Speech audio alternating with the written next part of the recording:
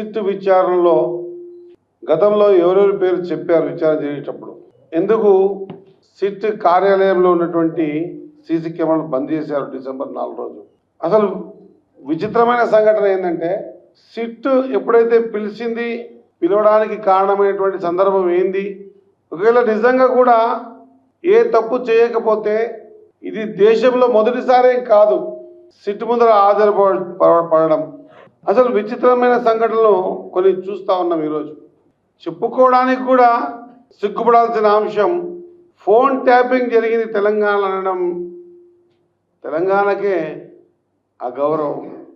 అదేదో గొప్ప కార్యం చేసినట్టు, ఆ గొప్ప కార్యం చేసినప్పుడు ఆ విచారణలో మరి తమరి పేరు చెప్పిన తర్వాత తమరికి విచారణకు పిలిస్తే విచారణకు కాకుండా హాజరయ్యే విధానాన్ని కూడా నేను ఉదయం ఇప్పుడే స్కూల్ నుంచి చూసి 5,000 కార్లతో, 6,000 కార్లతో, 4,000 కార్లతో ఏమని మేము ఫోన్ ట్యాపింగ్ చేసినామని ఇంకా తెలియని విషయాన్ని ప్రపంచానికి తెలుపుదామనే ఒక్కసారి ఆలోచన చేయాలి.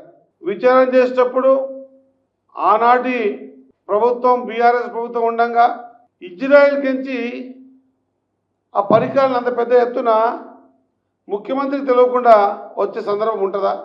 ఆ పరికరాల ద్వారా ఫోన్ ట్యాపింగ్ చేసి, గతంలో మనం విన్నాం, మేము కూడా చాలా ఏళ్ళ నుంచి రాజకీయాలలో ఉన్నాం. ఫోన్ ట్యాపింగ్ ద్వారా ఈ దేశ భద్రతకు సంబంధించిన అంశాల పట్ల ఇంటెలిజెన్స్ వాళ్ళు ఆ ఫోన్ ట్యాపింగ్ చేసి దేశాన్ని రక్షించేందుకు ప్రయత్నం చేసే సందర్భాలు విన్నాం తప్ప, ఈ విధంగా రియల్టర్లను లేదా వ్యాపారవేత్తలను, పెద్ద పెద్ద ఆఫీసర్లను, వివిధ డిపార్ట్మెంట్లను, లాస్ట్ భార్యాభర్తల మధ్య కూడా ఫోన్ ట్యాపింగ్ విని ఆ విషయాలు తెలుసుకొని బ్లాక్మెయిల్ చేసి దుర్మార్గమైన చర్య చేసి మళ్ళీ తగదునమ్మ అన్నట్టు పెద్ద పెద్ద ర్యాలీతో వస్తున్నాం.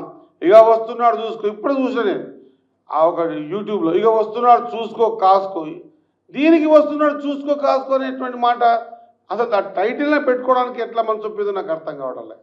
మీరు ఒక్కరే వచ్చారా? గతంలో ఎంతోమంది మాజీ ముఖ్యమంత్రులు ఈ సీట్కి పిలిస్తే రాలేదా? ఒకవేళ నిజంగా కూడా చాలా సందర్భాలు మనం కేసీఆర్ గారు మాట్లాడేటప్పుడు వింటాం, మేము శుద్ధ అసలు కడిగిన ముత్యంలాగా బయటకు వస్తాం. అదే మాట మీరొక్కరే వచ్చి పిలిచారు, కడిగిన ముత్యంలాగా బయటికి వెళ్ళిపోతే అయిపోయింది కదా. అది పక్కకు పెట్టేసేసి ఇది ప్రభుత్వం ప్రతిపక్షం మీద తీసుకుంటున్న కఠిన చర్య దేనికి? ఇది రొటీన్గా జరిగే ఒక ప్రక్రియ.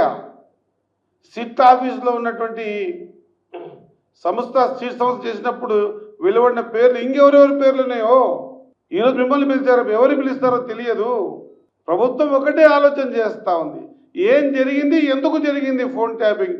దీని ద్వారా వందల వేల కోట్ల రూపాయలు వెనకేసుకొని ఆ ఫోన్ ట్యాపింగ్ ద్వారా ఇంకా ఏమేమి బయటకు వస్తాయో తెలియని పరిస్థితుల్లో మేము చెప్పడం కాదు, లేకుంటే మేమేదో రాపించడం కాదు, ఆయన మీద పెద్ద ఆయన మీద మాట్లాడడం కాదు, సొంతంగా కన్న కూతురే సొంత రక్తమే అంటుంది కదా, మరి సొంత నా భర్తది నీ అల్లుని చూడకుండా ఫోన్ ట్యాపింగ్ చేసిందని